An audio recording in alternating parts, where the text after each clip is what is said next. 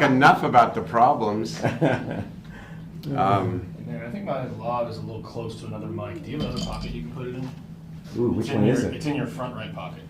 Other pockets are mine. Front right, Yeah. okay. Can you throw it in your back pocket, Put it maybe? in your back pocket? Yeah, I think it's a little too close to it. It's giving me some feedback. Okay, it's near my phone. Is that gonna Here, I can hold that. mess you up? Yeah. Okay. How is it now? That's good. Let me just do Yeah, that's this. perfect. Thank you. A little dose of radiation never hurt. Okay. Are you ready, sir? Okay. Thank you guys for your patience. All right. Well, good morning, everybody. This is a sad day for the country and a sad day for California with the passing of Senator Dianne Feinstein. She was a force of nature.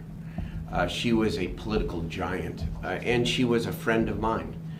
I had the privilege of working with her for years, mostly during my time as president of the state senate from 2008 through 2014.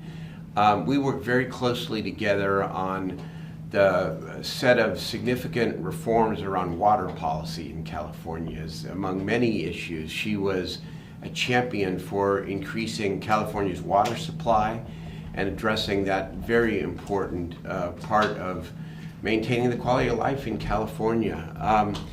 I had so many occasions to be with her, to have dinner, to sit in her office, and really to learn from her. She was relentless in her pursuit for justice, for gun safety, and she was never afraid to take on powerful interests if it meant helping the people of California and the people of the country. She taught me a lot. And I have one story, because sometimes a story can illustrate what somebody is really about. I remember it was about 2000, may have the year not quite right, so forgive me, but 2011, 2012, when there were a whole run of lawsuits against small businesses being sued under the Americans with Disabilities Act for minor violations. And it was kind of a racket.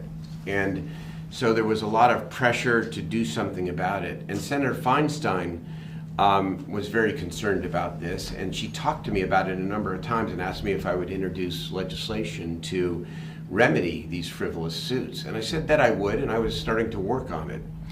Well, one day I was in my office, and I got a call from a reporter asking me to confirm that I had introduced legislation to crack down on ADA disputes. And because Senator Feinstein had put out a statement saying that I was introducing the legislation.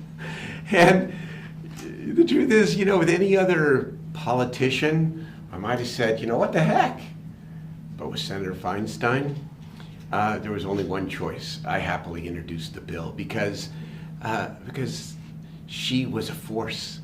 And when she asked you to do something that was important to the quality of life in our state and in our communities, you said yes, and you said yes happily. And that was who she was. She just commanded such incredible respect from everybody, from across the aisle, from those of us who had the privilege of serving with her in various chapters of her public service. And I always say that there are two kinds of people in public life. There are those who are in for a short time and then leave, and they make a splash and then they're gone. And then there are the long-timers. And Senator Feinstein was a long-timer, someone who committed her life to public service and who made an extraordinary contribution to the people of California and the people of the country. And so, I know it's sort of unfortunate that the last couple of years, with all the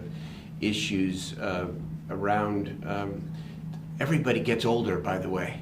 We all do. I thought a lot of it was kind of unfair.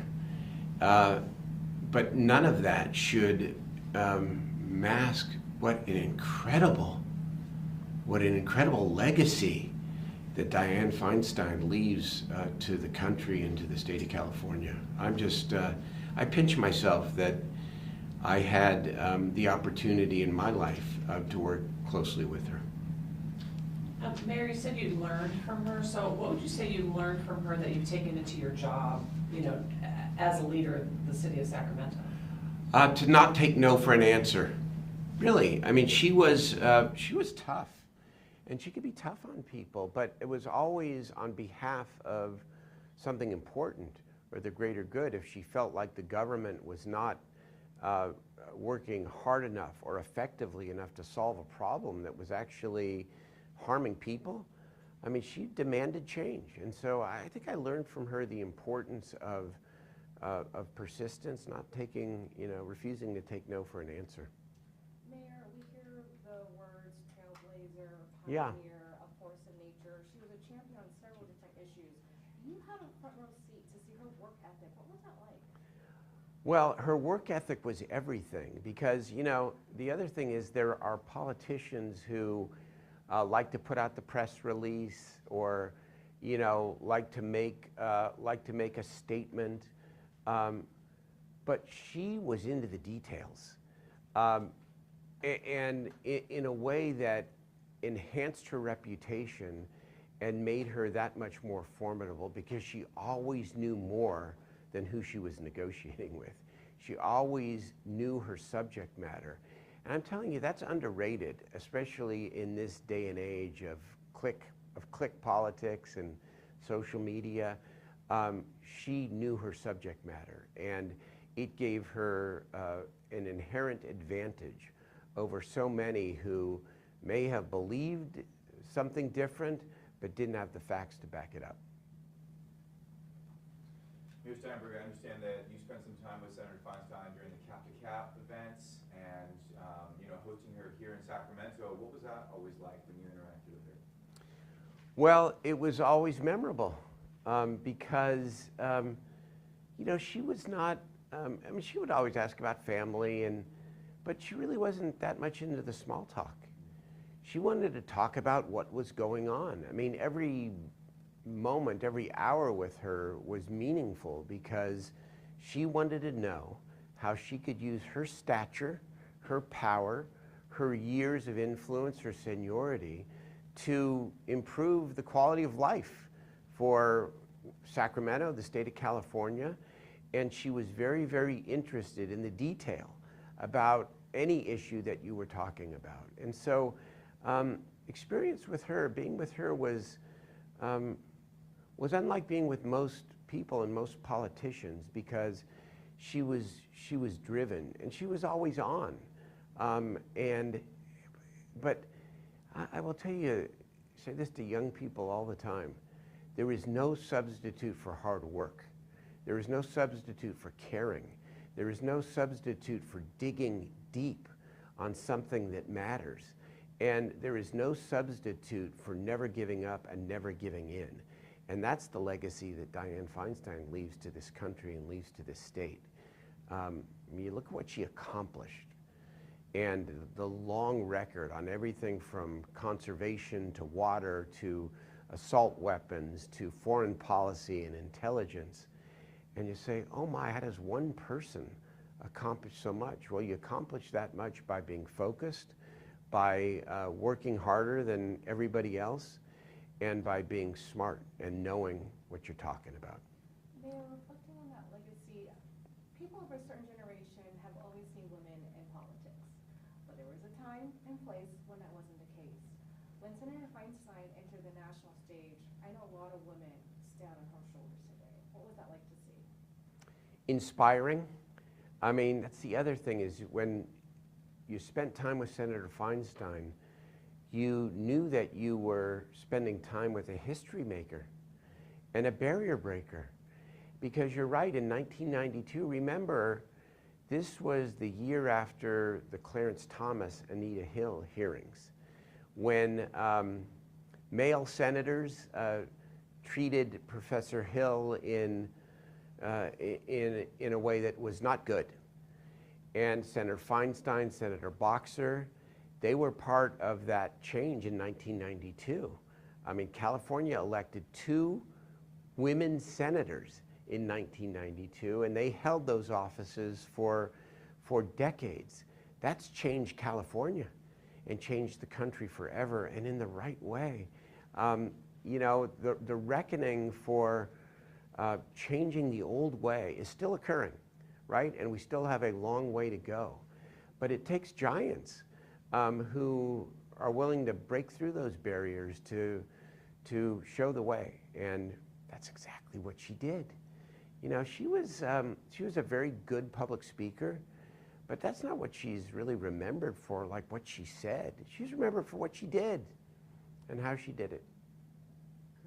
Could I ask? Yeah, Mike.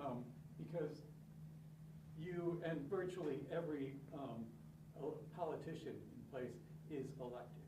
But Dianne Feinstein was thrust into the mayorship through a horrific violent event. Yes. Also coincidentally right on the cusp of the AIDS crisis that exploded in San Francisco. Could you talk about how she was thrown into so many huge moments? November 27th, 1978. I was in college at Berkeley. I'll never forget it. So, you know, it's a cliche, but you know, character is defined by how you deal with crisis. And so imagine that moment. Her friends and her colleagues, George Moscone and Harvey Milk, actually checking Harvey Milk's pulse and finding a bullet hole, as she described, and then having to compose yourself and go before the cameras as the acting mayor and announce this horrific tragedy to the people of San Francisco, the people of the state, and the people of the country. And I think people will always remember, I will always remember what she said and how she said it. She comforted people. She came across as a leader. And she showed in that moment why she was going to eventually become the national figure that she became. Because that was a moment that it at least defined her entry onto the state and national political stage. And it said a lot about her: calm under pressure, and always thinking about the people that she represented, even in the time of her own trauma and her own tragedy. I just was gonna ask, do you remember your last interaction with her? Through a phone call, email? I don't exactly. It's been a little bit of time. The last couple times I've been back to DC, I have not had the opportunity. I did not have the opportunity to see her. But for a long stretch, I would see her every time that I was back in DC. And no matter how busy she was, she always made the time, and you know, was always bless you, was always that's okay, bless you, was always curious about what was going on. And yeah, I'm really gonna. It's a major loss, but you know, when somebody passes away after a long tenure, you're sad, but you also, I think, really important that I always believer that it's important to take stock of history and to not forget, not just by mourning a great person when they pass away, but to actually talk about and remember what they did. Because you know, what I know wants is for other women to step up and to lead in the way she did, maybe in a different era, different way, where everybody has a different style, but she's a role model for a lot of people, especially a lot of young women moving forward, that you, not only can you lead, but you have the responsibility to step up and lead as well.